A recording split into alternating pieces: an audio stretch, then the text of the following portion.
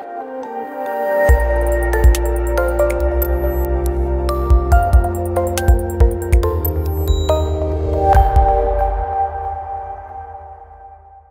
I'm Tom Lydon, editor of ETF Trends here in Orlando, Florida at the TD Ameritrade Institutional Conference, and I'm here with Jonathan Wills, RIA Sales Director for Invesco PowerShares.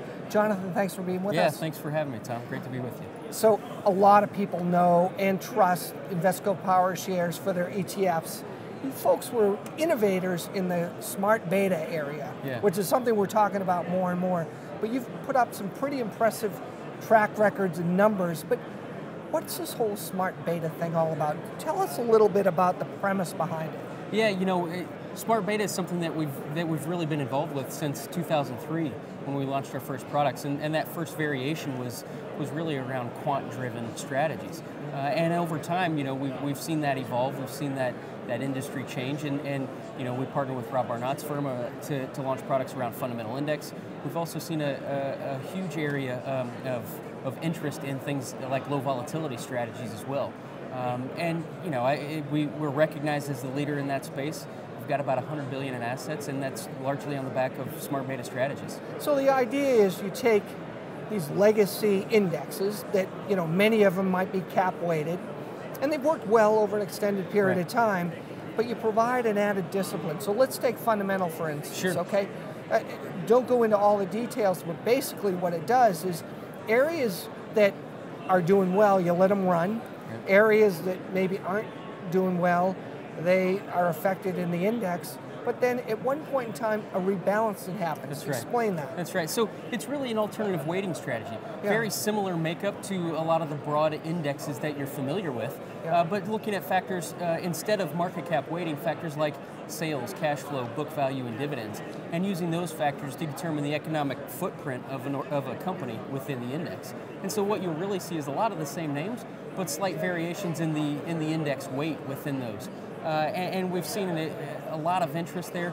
You know, that fundamental index lineup is close to $7 billion in total assets, and we see that growing, especially with the RIA community. And it's all that discipline of the rebalancing happens within the index. So we as advisors or individual investors, the onus isn't on us. It's something that's done within the product for you. That's exactly right. Okay. And with the fundamental indexes, you've got now over a 5-year track record where they've outperformed their cap-weighted benchmarks. Yeah, you know, it's nice. One of the things, we're seeing more and more entrants coming into the smart beta space, and it continues to grow.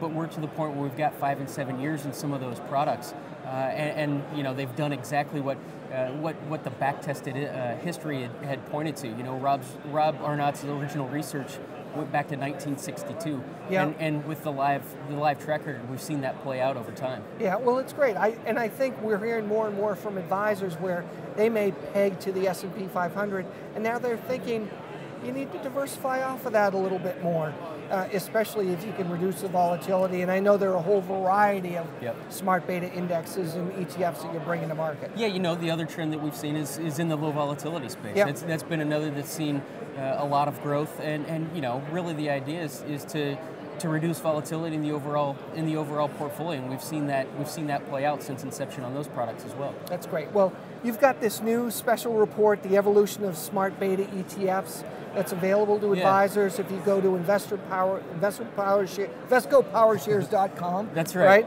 Easier said than done. Right, exactly. So if you want to know more about it, and you did it with Cogent Research. That's right.